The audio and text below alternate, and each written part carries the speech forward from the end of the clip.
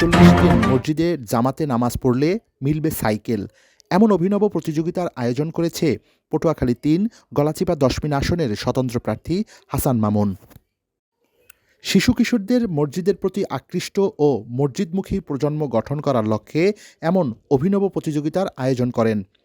৮ থেকে ১২ বছর বয়সী ৪৬ জন অংশগ্রহণকারীদের মধ্যে ১৮ জন নিয়মিত নামাজ পড়ে সাইকেল জিতে নেন। এই পুরস্কার পেয়ে খুব আনন্দ লেগেছে। এই পুরস্কার আমাদের হাসান মামুন দিয়েছে। আমরা মোট ৪১ দিন জামাতের সহিত ৫ ওয়াক্ত নামাজ আদায় করেছি।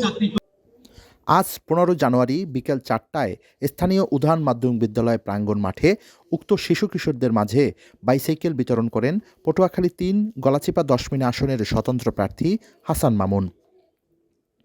প্রধান অতিথি হিসেবে উপস্থিত ছিলেন উপজেলা বিএনপির সভাপতি বীর মুক্তিযোদ্ধা সিদ্দিকুর রহমান।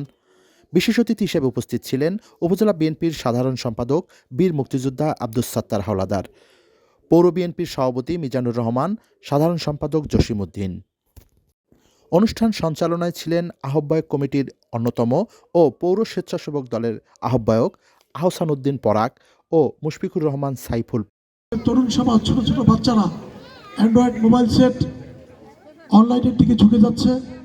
লেখাপড়ার পাশাপাশি তারা নিজেদের স্বকীয়তা এবং মৌলিকত্ব হারাচ্ছে। বাচ্চারা অস্বাভাবিক হয়ে যাচ্ছে বিভিন্ন কারণে।